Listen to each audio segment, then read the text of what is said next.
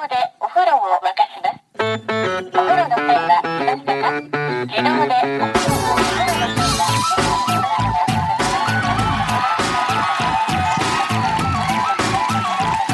Hello and welcome to another episode of No Such Thing as a Fish, a weekly podcast. This week coming to you live from Geneva. My name is Dan Schreiber. I am sitting here with Anna Chazinski, Andrew Hunter-Murray, and James Harkin. And once again, we have gathered around the microphones with our 4 favorite facts from the last 7 days. And in no particular order, here we go. Starting with you, Anna. My fact this week is that jobs that have recently been added to the US Census include dough scaler, automotive window tinter, and blimp pilot. These are the jobs of the modern world, apparently. What is a pilot? Well, we'll come on to that. Blimps are back in, baby. What is a dough scaler? Yeah, it's a really good question. It's something to do with baking.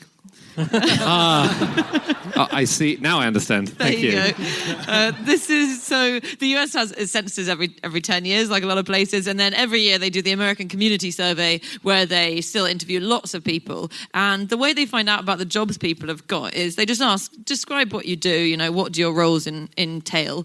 And then if enough people describe a similar thing that doesn't yet fit into a category, they add that category. And enough people describe the work that goes into scaling dough.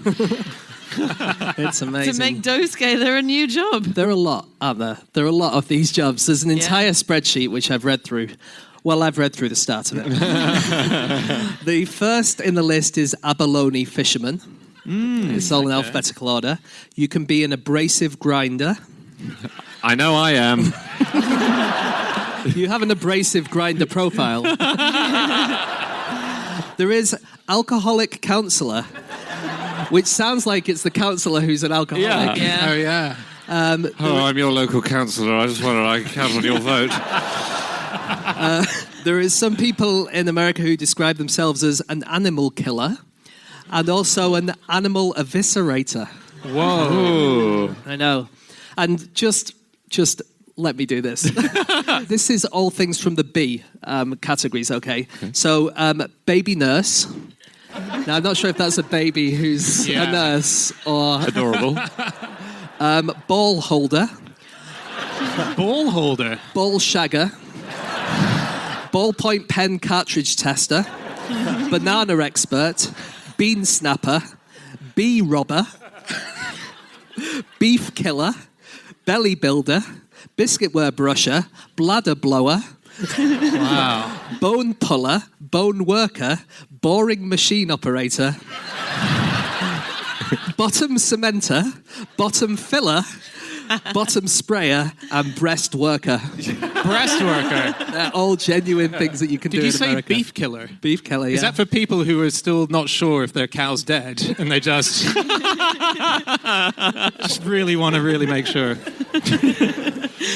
So they've been in it for, some time, presumably. They're all, so they have the latest one up there, so I don't know if they're new. I don't know when they came in. Yeah. It's a weird thing because these, the census jobs, it's sort of, there's a lot of, I guess, humor as well in it where people just write a fake job down and those have been collected over the years. So these are obviously all real, but I was reading, it goes back, so the 1881 census from the British, in Britain, sorry, they have great ones that are on there. And this was tweeted by someone called Jordan Erica Weber. She found these. So on the census in 1881, there was artificial scone maker, body washer, body as in your bum bum. Thanks. Spare me the medical mumbo jumbo, Dan. Examiner of underclothing, ferret weaver, fish bender, grape dryer, turnip shepherd, and 52 years an imbecile. I read this list too, because some people just put their sort of status in life as opposed to their job. So one person wrote fatuous pauper. Yeah. Another one wrote very feeble. One person, this intrigues me, wrote drowning. Yeah. I want to know about the circumstances under which... Then the answer to the next question was... I assume when I saw that it was for rabid animals, maybe. Drowning what? You know, if you have to drown an animal that's going to kill people. Why do you have to drown it? Because that's how are you going to kill a rabid kitten? What? Why have you turned this back on me? Why are you going to drown it? Sorry, fine, I'll give my rabid kitten to you next time I have one. Good Thank luck you very with much. that. I'm actually only qualified as a beef killer, so wouldn't be able to... They're always doing weird stuff in the olden days with animals, like contorting them into weird shapes. Like, you mentioned fish bender? Is that before they invented balloons and they just had to do it with the real thing? Children's birthday parties were so traumatic. Wait, a poodle, but it was a cat before. They had a cow banger. I don't know if you mentioned that cow banger, and then the fish bender, which you mentioned. But is a cowbanger an abattoir person? I assume it must be, and maybe there were more fluid between what beef meant, in that you can kill it, and banging cow is. When the census happens in the USA, there are 600,000 people working on it, which means that the act of taking the census alters the unemployment rate by 0.2%. So when they're going through it, is it just like census taker, census taker, census taker? You know, there's a weird thing that happens with the American census, which is on the I think it's done on April the 1st. Weirdly, so it must encourage a lot of people to write bizarre things, except for one place, which is Alaska, where it happens on the 25th of January. And the reason for that is because by the time April the 5th comes around, it's too cold there, so everyone's gone. They've just gone to warmer places, and no one's there to do the census. Wait, Mate, why do you think it's getting colder as the year goes on? Sorry, do you think it's colder in April in Alaska than it is in January?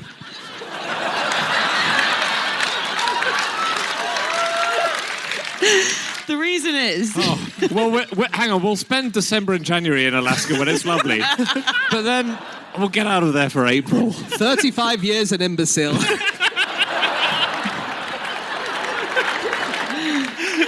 Sorry, I come from Australia. Our seasons are different there. Yeah. Fair enough. Blah, blah. Actually, quite a good excuse. He's been in Good this excuse. I hemisphere. haven't been there for 16 years. Yeah. It's a terrible excuse.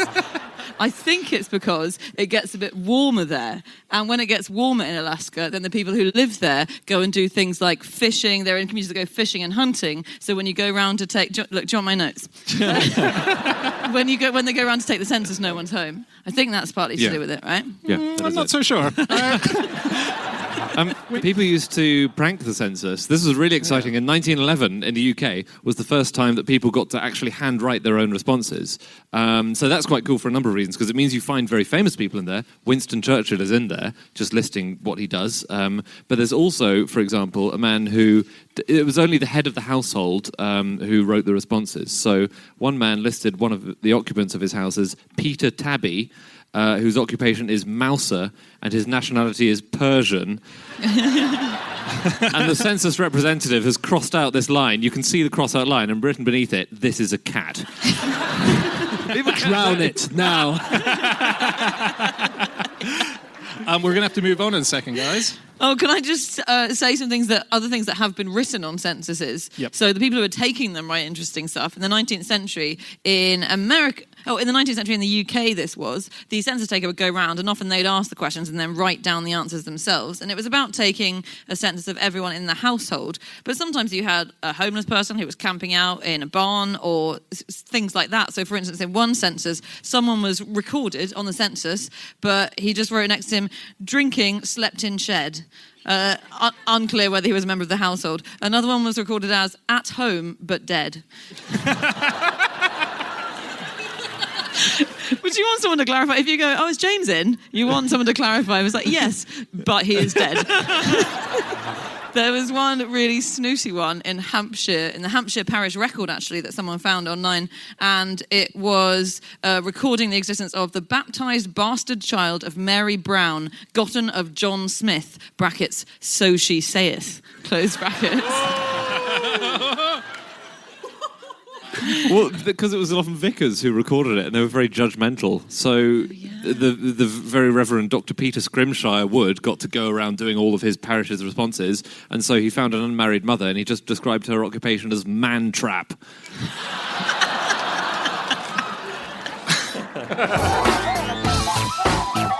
Okay, it is time for fact number 2, and that is my fact. My fact this week is heavy metal musician Tony Iommi began playing heavy metal guitar with 2 metal fingers because he lost his real ones while working at a metal factory.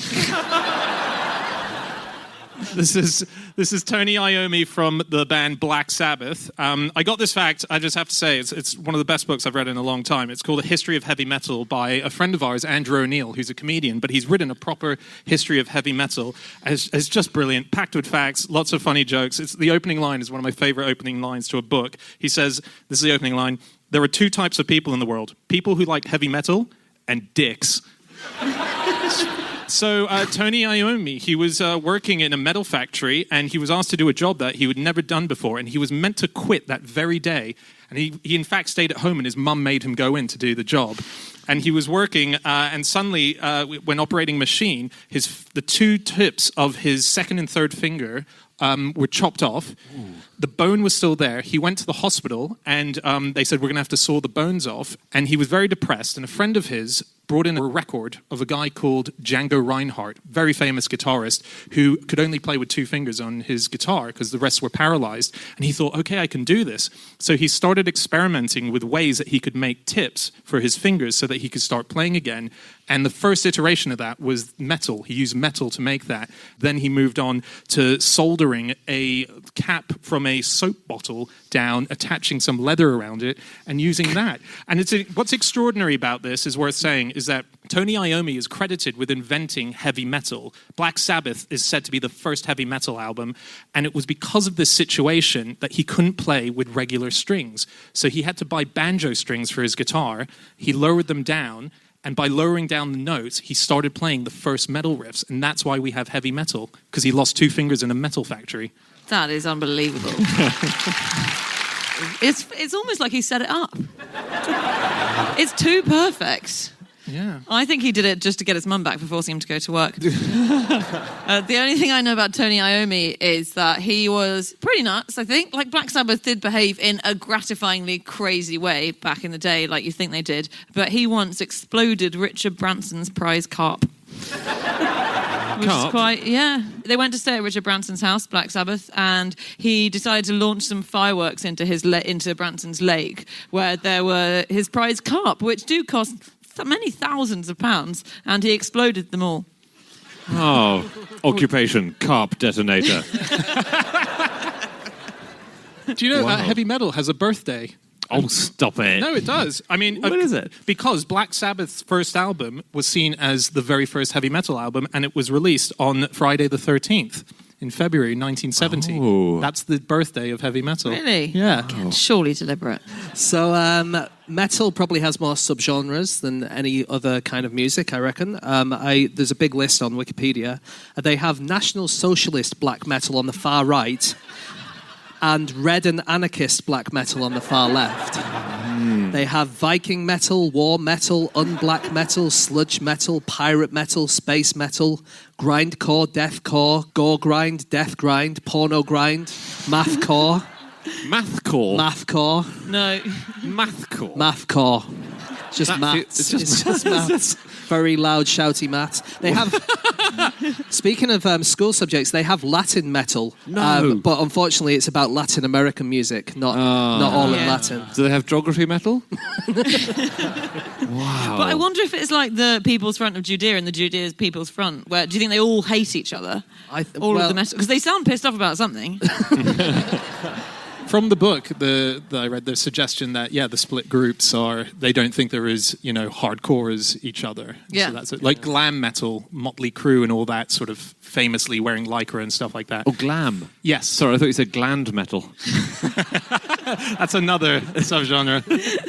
Well, they had in The Simpsons once, there was a Simpsons episode where they quoted a Judas Priest song and they referred to it as death metal, and they got so many furious letters from metal fans saying Judas Priest is not death metal that in the next episode of The Simpsons, the message that Bart wrote up on the board, he writes on the blackboard, the message was Judas Priest is not death metal. Wow. Some people some things that do like death metal is sharks. Oh, yeah. Typical, let's face it. There was a team from the Discovery Channel in 2015 who wanted to attract a large female great white called Joan of Shark. do. And they put this speaker in the water and played a load of death metal, and it didn't attract Joan, but it attracted a load of other sharks.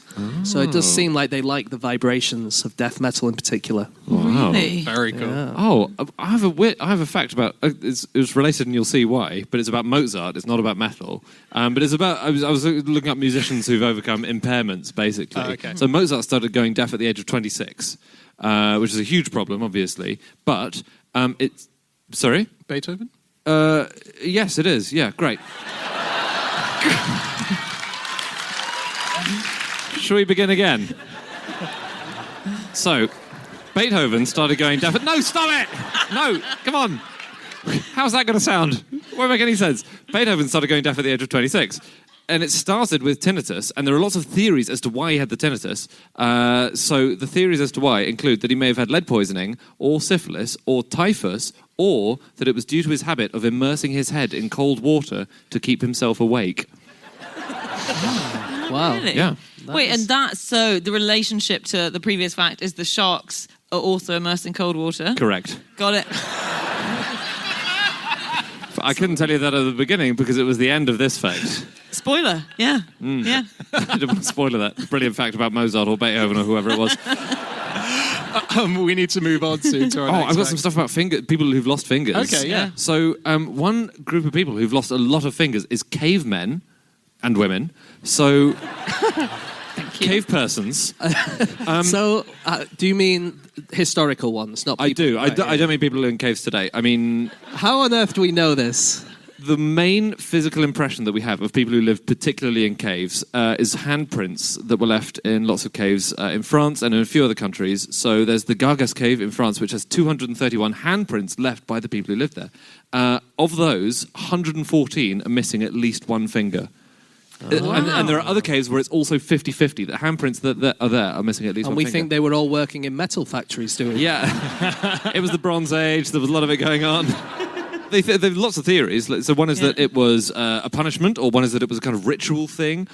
Some people think it was frostbite, and some people think they were just folding down their fingers. They were doing the medal sign. Well, the ancient Greeks used to cut off dead people's fingers. So they were paranoid that people weren't actually dead, and they'd cremate them or bury them when they were still alive. And so to check, they cut off a finger. The reasoning being that if you weren't dead, then you'd say something. Wow. Well, we know he's at home, but we're not sure if he's dead or not. If you do the peace sign with your two fingers, Yep. if you do that and you're photographed from within 9 feet on a smartphone, your fingerprints can be stolen, reconstructed, printed out, and used to access your stuff. No. Yeah, Wow. I know. We should say that, I don't know if they gave us permission to say this, but I'm sure they did. When we were at CERN earlier, we were talking about the idea that you get your eyeballs scanned and checked to give you entry to places. I think it came up in Angels and Demons, and Dan That's Brown right. did it. Yeah. And so apparently they tested it out. Some scientists tested that out to see if that does work, and it turns out it doesn't. So if anyone was going to murder somebody to get their eyeball to let them into a building, doesn't work, no point. Yeah. It's In good fact, to know. don't use any of Dan Brown's works as a way to live your life.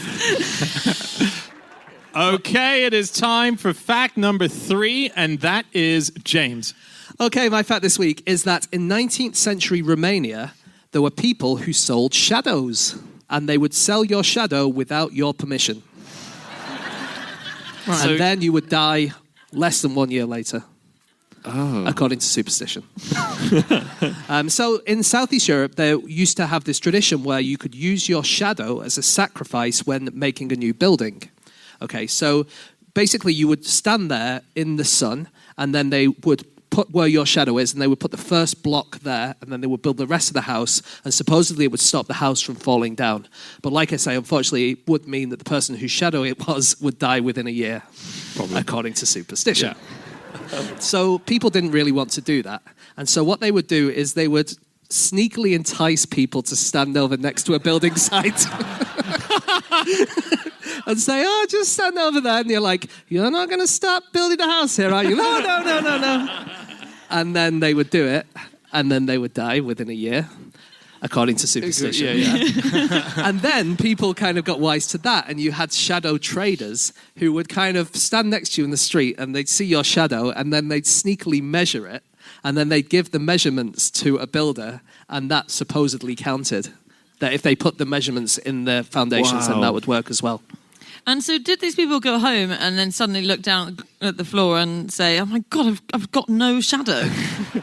No, unfortunately, the laws of physics stayed the same. Extraordinary. They mostly do. Apologies to the CERN guys who are in. Do you know what the precursor to this was, though, this tradition? This was actually a more humane version of what came before it, apparently, which was that the idea was that you had to ward ghosts and terrible spirits away from this new house. So what they used to do was either crush someone under the foundation stone of a house or put a living person in between the walls of the house so that they would die there and their spirit could haunt it and scare away other spirits. Now, I can see where the dying within a year bit comes now. Yeah. Not according to superstition at all. That's just... You wouldn't want to buy a new build house in 19th century Romania, would you? Was that someone at the door? No, that's just the guy on the wall. He's still dying. You know, whenever any man goes to look at a new house, all they do is kind of knock on the walls, don't they? And no one has any idea why they're doing it. It's a ritual as old as you're just finding the guy. Yeah. So I was looking a bit at shadows. Oh, yeah. And I was looking at shadow puppets. Okay. So most shadow puppet shapes were invented by the same man. Really? This is amazing. So he was called Félicien Trouy, and the art was called Chinese Shadows, or Ombre Chinoise. And he popularized it, basically, and he wrote a book saying, I can do everything. I can do the elephant, the bird, the cat.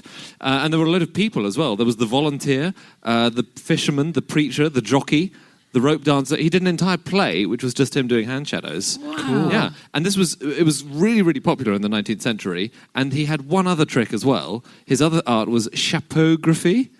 Chapeaugraphy. Can you guess what that is? Hair writing? It's hats. He would get a single piece of felt, a single normal piece of felt. He would fold it into different shapes repeatedly to make different kinds of hat. Okay. Wow. And this was really huge. This was the most exciting thing. And sorry, this was before the internet, was it? There's footage of very late, 19th century chapeaugraphy happening. And Does it's just, sound cool, actually. It does, and he takes it off, or it's a later practitioner, takes it off. He could do 35 differently shaped hats with a single piece of felt. And when he puts on every one, he does a little face to say, look, this is the nun, or this is the fisherman, or this is the other person. But it was not... Again, it's just the precursor to the balloon contorter, isn't it? Yeah. Children's birthday parties have always been the same. Yeah.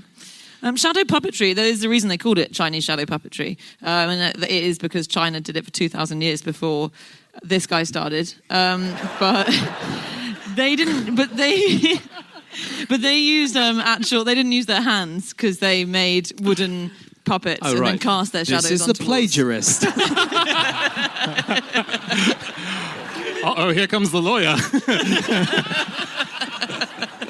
But the Chinese, in China, there's evidence of it happening since the 2nd century BC. And the legend always went in China that the reason it was invented was because there was an emperor, the Emperor Wu Di, and his favorite concubine died. And he was really devastated. And so one of his mystic assistants started shadow puppetry in order to convince him that his concubine had come back from the dead. So he just made the figure of his concubine and cast her shadow on the wall and was like, look, she's just over there, she's in the room. And apparently that cheered him up no end, and it caught on. I don't know if he fully believed that she'd come back. No. He could never quite have a conversation with her again, but it caught on, and then it was brought to Europe by Genghis Khan, or by Genghis Khan and the Mongols sort of marauding armies. That wasn't their main aim, though, was it? Spread the shadow puppetry. That's why they did it.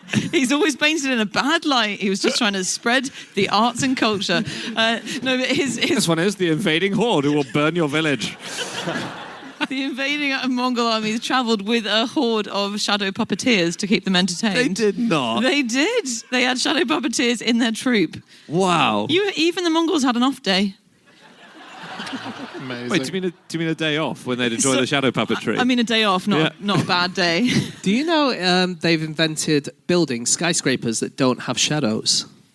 No. Wow. This is really cool. So, using computers, they've done this, and you need two of them. Okay. So you have these two big buildings, and then the light comes on, and they kind of reflect off like a mirror, but then one reflects onto the other, and the other reflects onto that one. And basically, the light just very slowly goes to the floor, and there's no shadow at all. Wow. It only works if they're exactly on the Greenwich Meridian in London. Okay. So you have to build them exactly there in the centre where there already is a museum. Yeah. But in theory, it works. Does it have a use? That's the question. The shadowless building. So the idea is, like, if you were to build it, you could put it anywhere and slightly change the metrics, and you could build it in a different place. These won't only work in Greenwich, but other ones could work anywhere. And let's say you want to build a massive building near Central Park, for instance, in New York, but you don't want to have a massive shadow over the park because people want to sunbathe. You can put these things there, and then they won't be getting in people's way. And the other thing is, there's a lot of buildings that are now being built that are solar powered. And so if you've got a solar powered building or a house or a farm, and suddenly a big building is just knocking out the sun, you can't operate. So that there's new laws that are being put in place to say that you can't have a shadow come over you if you're... Wow. Yeah. Because they have a tax on shadows in Italy in some places already, which I thought was absurd, but it's sounding more sensible. But this is small business owners mainly in a place called Conegliano in Italy, have to pay local tax on the shadows that their buildings cast. And it's like 100 euros per annum. And they didn't really know they were paying it until recently. And then they went, what the fuck? I'm paying for my shadow. And the idea is that if your building casts a shadow on someone else's land, then you are occupying that person's land. What? And so you have to pay a tax on that. So That's cool. really interesting. Yeah. You can get a shadow boyfriend in Japan. That's good. This is kind of like the Chinese emperor thing, actually. So it's a device that was allegedly at the prototype stage last year, although I don't think it's made it very much further than that. But it projects the shadow of a man onto your curtains. It's basically what Kevin does in Home Alone. If you remember that, he pretends he's hosting a party. Yeah. So Is that a boyfriend or a burglar? Yeah. No, it's the burglar sees it and he sees, oh, well, there's a big, strong man there, so I won't try and burgle that home. So, and you can choose the activities. There is a range of activities you can get them to do. So, weightlifting, playing guitar, boxing, just swinging a baseball bat around feels like overkill. And there are more realistic ones where they're just sitting at a computer for ages. But if he's on the other side of the curtain, which is right against the window, right? No. So you're looking at the building from outside. Yeah. And as the homeowner, you project the shadow onto the closed blinds or the closed curtain. Yeah. So someone looking from the outside thinks they see a bodybuilder. Yeah. Yeah. What's your beef? Well, who hangs out in front of a curtain by their window in a robber? blind? Exactly. Oh. So you'd probably think the house was being burgled and report it. Oh, wait, lots of people hang out in front of their window. Burglars don't break in and just start doing some weightlifting. Not the weightlifting one, but... It would be great if you could get a shadow thing to project the image of someone robbing your home, because then the burglar will see it and think, oh, someone's already got there. Yes, yeah. Okay, we need to move on to our final fact of the show, and that is Andy. My fact is that some aphids fix their homes by exploding themselves and plastering their own bodies over the holes in the walls. So this is a species called Nipponaphis monzeni, and this is a scientific study by someone called Takema Fukatsu, and they live in very big lumps on trees, these aphids, called galls, and sometimes these are invaded by caterpillars, and these young aphids, they're called nymphs technically, they're dispatched to assassinate it, to stab it to death, and as those guys get fighting, other little aphid soldiers rush there, and their job is to explode. They're just full of fluid, and they get there, and then there are these two holes near their bottom, and they just explode these globules of goo all over the place, and some of them get stuck in the glue as it hardens around them, so they're trying to mend the hole in the wall, fix the breach, and others release so much fluid, they shrink to a third of their original size, and then they're just these little shrunken balloon aphids who can't do anything, and they die. That's a sad ending to that story, actually. It's- It's a sort of heroic sacrifice, I guess. Oh, yeah, you can look at it like that. It's really amazing, though, isn't it? And they think that the way it might have evolved is that originally these fluids would be helped if they just had like a cut on their elbow or something like that. It was almost like a scabbing thing, like a human would. But then it's kind of got more and more and more and more, so that now it's learned to scab over a plant rather than just the aphid itself. Which is amazing, isn't it? Like, Some of them seem to go outside the home, and so some of them do the exploding, and then some of them just secrete the gluey stuff and paste it on. But a lot of them do it from outside, so then they paste themselves outside their own home. That's tragic. It And then they is can never really get back in. Can't get back in, they're buggered. Yeah. Wow. That's the real idiot kind of construction worker, isn't it? Oh, what have I done? they also do this exploding against predators. Some of them. So cabbage aphids, they get chemicals from cabbages, and they can mix certain chemicals. And if a ladybird or something tries to eat them, they can explode, and it's like almost like a mustard gas that goes into the ladybird's eyes, and then it runs away, and they are dead. But They die in the... yeah, but they've saved their mates. So That's the important thing. That's so cool. They've got these two chemicals in different bits of their body, and when they're attacked, they combine them. Yeah, that's right. And that's like in Die Hard 3. That's the bomb in Die Hard 3. That's the structure of the bomb in Die Hard 3. Is it? Yeah. That's amazing. They're incredible aphids. I've never really... Can we talk about Die Hard 3 Yeah, a bit sorry. more? Sorry. Yeah. No, but they are extraordinary, aren't they? I was reading this thing about them, which is, so they'll all exist on a plant, a colony of them will exist on a plant, but they don't have wings. So they all hang out there, and... A lot of them do have wings, Well, but no, some of them don't. Yeah, but this is... Yeah, so let's say with the species that don't have it, they'll be on this plant, and they'll suck it dry, or it'll get too overcrowded, and they need to move on. So when that happens, they produce a generation of the same species with wings to fly away, and then they land on another plant, and then they lose the wings again and just hang out there. They can Very just cool. they can just suddenly have a generation of winged aphids of their Yeah. species. Extraordinary. really But they have weird reproduction because they sort of alternate between sexually reproducing and then the women going, we can't be bothered to use men, and then asexually reproducing, which mostly they do the latter, don't they? Yeah. But when they're on plants, sometimes there'll be a whole bunch of aphids on a plant feeding on it, and then they see a deer or something coming towards the plant and it's going to eat it. So they all need to throw themselves off like a mass leap. And then they get to the floor and the little ones piggyback on the bigger ones to escape. So you see the little aphids climbing onto the older aphids' backs. And this is when it becomes more individualistic, because the scientists who've watched this say the older ones are there trying to scrape them off as they're trying to escape. Get off me! But they do it. that's amazing. And you were saying how they can kind of reproduce without males, the females. They could do that up to 41 generations without having any sexual act with a male.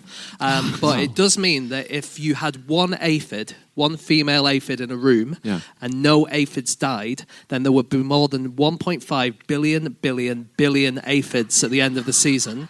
Which means that the Earth could be covered in a layer of aphids 149 kilometers deep within a year.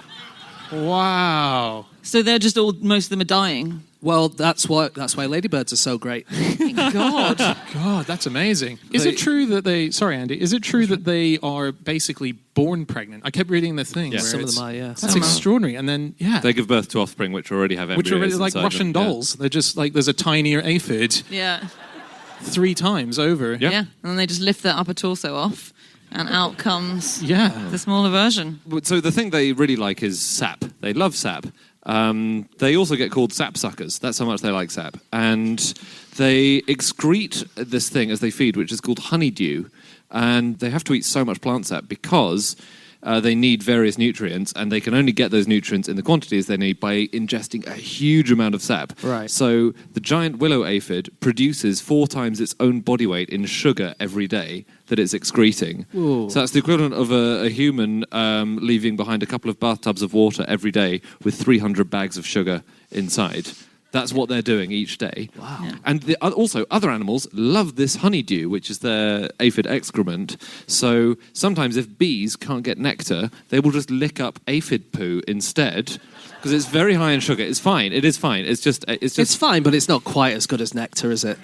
it's not quite as good, but it does still... I mean, if honey can be made of plant sap, but it that's been filtered through an aphid's bum and then vomited up by a bee. But the reason that their sugary excretions are most important is because of this amazing relationship they have with ants, right? That you can't talk about aphids without talking about ants, because the ants love their honeydew, which is such a weird euphemism for poo. But so they have this really symbiotic relationship with ants, and it's hard to know who's winning and who's losing in that relationship. And so sometimes ants will bite off aphids' wings so they can't fly away, but they can't kill them because they need to keep on licking this honey stuff. And so that means they defend them. So when other attackers come and they want to eat their aphids, then the ants will fight them off because they'll stop anyone killing them.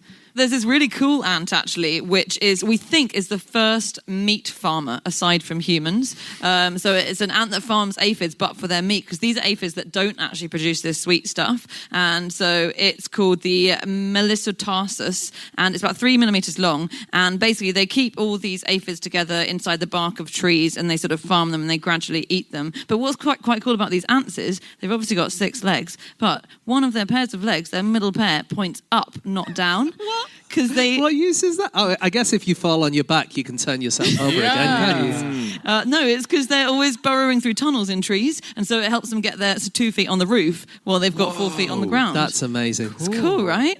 And also, we're not totally sure they eat the aphids because they really hate being spied on. They're very private, like a lot of us. And so we've seen that they keep the aphids sort of farmed inside the tree, but whenever scientists drill holes in the tree, the ants immediately block them up again. So we haven't been able to watch yet. That's amazing. We have to wrap up in a second. Some aphids defend themselves by having sex with other aphids and getting STDs. And they actively seek out STDs because they give them superpowers. What superpowers do they get? Well, it's a very specific superpower. Wasps like to lay eggs inside aphids, and this is a big problem, obviously, because no one likes to have an egg laid inside them by a wasp. But the good news is that there are particular STI bacteria which destroy developing wasp grubs in your body. So the only way for a female to protect herself is to seek out a male with a sexually transmitted infection. Well, how does she know? It's on his Tinder profile or something. I don't know how the female knows that the male has it. Wait, so she's been parasitically implanted? I think it's before that. Yeah, she right. thinks she like might a prophylactic kind of method. It's like a condom rather than the morning after pill. Yes. be. Yeah, it's except the condom is getting an STD. Do you know that due to aphids had a real thing with wine in the 1900s, early 1900s, and they really started attacking all the wine in the world. They were eating all of the roots, and it meant that the French wine industry almost went out of business, and actually all of Europe did. What they found is that the aphids loved the roots of French vines and other European vines, but they really hated American vines. And so these days, almost all French wine, even though it's French grapes, they're grafted onto American roots. Oh. And so actually, most French wine is actually half American. Wow. We're gonna get letters. Yeah. Glad we didn't do this fact on our Paris bit of the tour. Okay, that is it. That is all of our facts. Thank you so much for listening. If you would like to get in contact with any of us about the things that we have said over the course of this podcast, we can be found on our Twitter accounts. I'm on @Schreiberland, Andy. @Andrew Hunter M. James. @James Harkin. And Chazinski. You can email podcast@qi.com. Yep, or you can go to our group account, which is @NoSuchThing, or our website, nosuchthingasafish.com. Thank you so much, Geneva. That was great fun. We'll see you again. Good night.